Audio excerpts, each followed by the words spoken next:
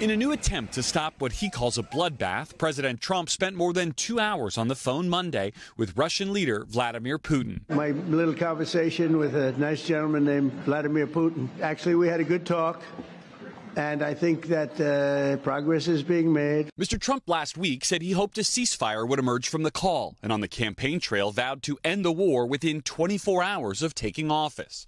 Now calling for the two sides to, quote, immediately start negotiations towards a ceasefire and, more importantly, an end to the war, and suggesting that the U.S. may pull back. I think something's going to happen, and if it doesn't, I'd just back away, and they're going to have to keep going.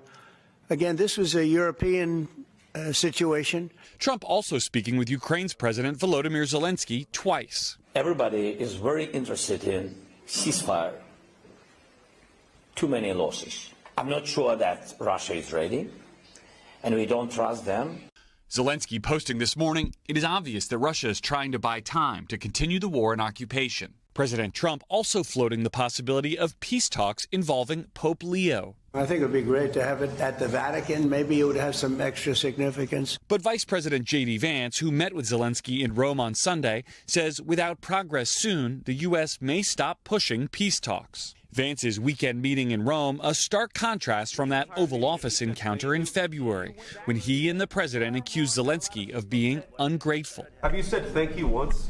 You don't have the cards right now. For his part, President Putin describing Monday's call with Trump as, quote, very constructive, but making no commitments to a ceasefire.